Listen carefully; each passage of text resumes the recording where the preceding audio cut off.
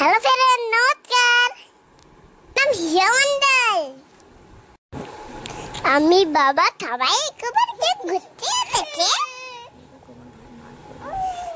এই দেখো ভাই আমার মার কোলে হেঁটে হেঁটে যাচ্ছি আমি।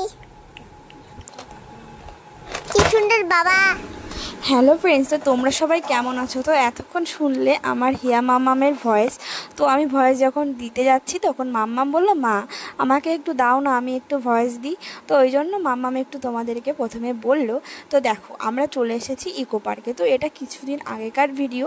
তো তখন আমরা গেছিলাম, আমরা গ্রামে থাকি, তো আমরা এখান থেকে গিয়েছিলাম। এখান থেকে যেতে কিন্তু অনেকটাই টাইম লাগে। তো আমার হাজব্যান্ডের যেহেতু কলকাতাতে অফিস, তো আমরা আগে অফিসে ওখানে ছিলাম, ওখানে থাকার সব রকমই ব্যবস্থা আছে। এই জন্য আমরা এখান থেকে আগে গিয়েছিলাম হাজব্যান্ডের অফিসে, তো ওখানেই আমরা ছিলাম। তারপরে ছুটি ছিল আমার হাজব্যান্ডের কিছুদিন, মানে 3-4 দিন মতো ছুটি ছিল, এই জন্য সেই সুযোগে চলে গেছিলাম। তো দেখো ইকো পার্কে কিন্তু আমি আগে অনেকবার গেছি। তো এটা আমার মাম্মাম আর আমার পাপায়ের, মানে আমার ছেলে আর মেয়ের ফার্স্ট টাইম এই ইকো পার্ক জন্মের পর।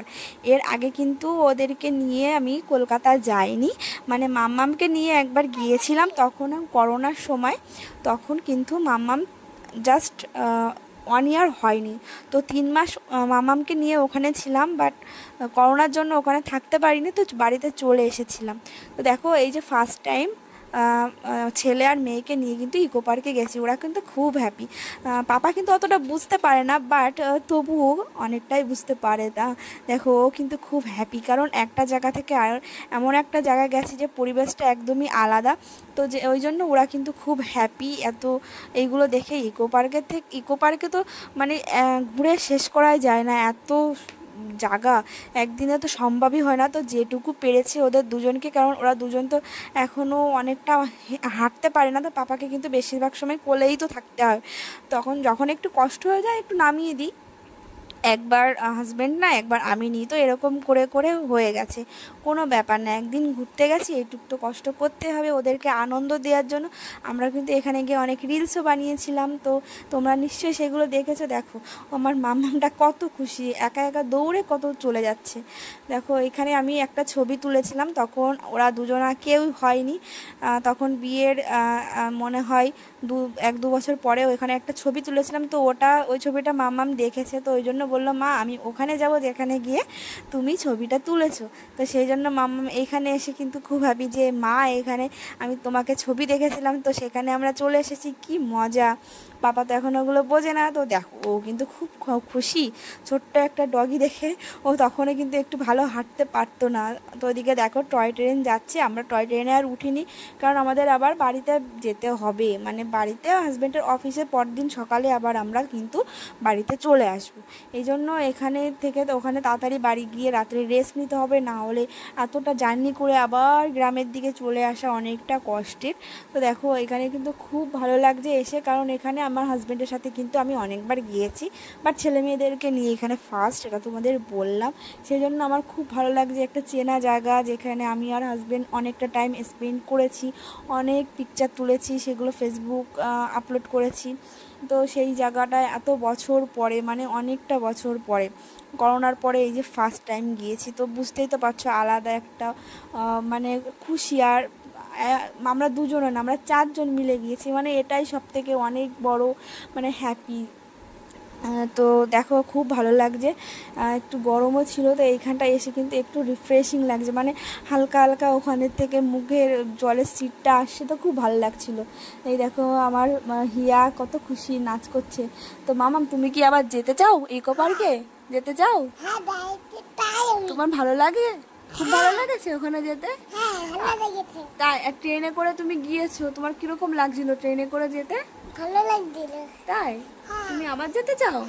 তোমার ভালো লাগে? আচ্ছা এবার কিন্তু আমরা নিকো পার্কে যাব, তুমি নিকো পার্কে যাবে? নিকো পার্কে কি আছে জানো? বলো তো কি আছে? এখানে পুতুল আছে, সব কিছু আছে। তুমি যেতে চাও? হ্যাঁ হ্যাঁ। আচ্ছা ঠিক আছে, পাপা দেখি আমাদের আবার কবে নিয়ে যায়। পাপার অফিস ছুটি থাকলে পাপা আমাদেরকে আবার নিয়ে যাবে, ঠিক আছে? তো এই যে দেখো আমার মামা, আমি এডিট করার সময় কিন্তু মাম্মা আমার কাছেই থাকে, তো ওদেরকে ছাড়া তো আমি আলাদা ঘরে গিয়ে এডিট করতে পারি না, ওদেরকে নিয়ে এডিট করতে হয়। আমি কি বলছি মাম্মা আমার পাশে দাঁড়িয়ে শুনছে। দেখো এইখানটা তো খুব সুন্দর। আমি আগেবার যখন গিয়েছিলাম তখন কিন্তু এইখানটার গেটটা আটকানো ছিল, জানি না কেন তখন আটকানো ছিল, কাউকে জিজ্ঞাসা করিনি, তো এর ভিতরে আমি ঢুকতে পারিনি। তো এবার ঢুকলাম, তো খুব সুন্দর লাগছে এখানে ফুলের বাগানটা, খুবই ভালো লাগছে। আস্তে আস্তে দেখো সন্ধ্যা হয়ে যাচ্ছে, এই জন্য লাইটগুলো কিন্তু জ্বালিয়ে দিয়েছে। এর আগে আমরা যতবার গিয়েছি ততবার এতটা পর্যন্ত থাকিনি, মানে সন্ধ্যা পর্যন্ত থাকিনি।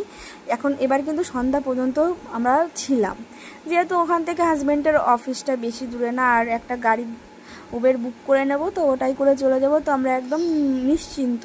হ্যাঁ, তো কোনো ব্যাপার না। দেখো বাবার কিন্তু ঘুম পাচ্ছে, আমার কোলে কিন্তু একটু ঘুমিয়েও পড়ছে।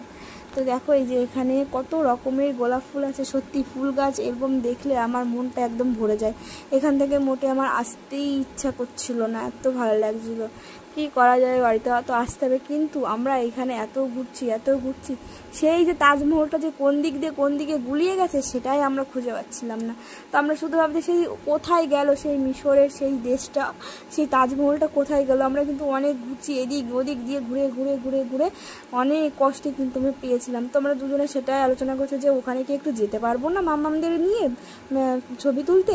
তো আমরা কি করব বুঝতে পারছিলাম না। তো এর কাছে জিজ্ঞাসা করছি, ওর কাছে জিজ্ঞাসা করছি, এ বলে ওই দিক দিয়ে যাও হয়ে যাবে, এদিক দিয়ে বলে যাও। তো অনেক কষ্ট করে আমাদের খুব কষ্ট হচ্ছিলো, এই যে শুধুমাত্র হাঁটছি যে কখন আমরা সেই তাজমহলে গিয়ে পৌঁছাবো। তারপরে অনেকটা পরে, সন্ধ্যার পরে তখন আমরা সেই তাজমহলটা খুঁজে পেয়েছি, তাও পার্ক বন্ধ হওয়ার কিছুক্ষণ আগে। তো ওইখানে আমরা বেশিক্ষণ টাইম স্পেন্ড করতে পারিনি, কারণ খুব টায়ার্ড হয়ে গেছিলাম, খুব কষ্ট হয়ে গেছিলো আমাদের। এই যে দেখো পাপা সত্যি কত মিস করছি সেই দিনগুলো, খুব মজা হয়েছিল। তো এইদিকে দেখতে পাচ্ছ অনেকটা ফাঁকা জায়গা। তো এইখান থেকে আস্তে আস্তে ঘুরে সেই তাজমহলে কিন্তু আমরা পৌঁছে গেছিলাম। তো তোমাদের ভিডিওটা কেমন লাগলো অবশ্যই কমেন্টস করে জানিও।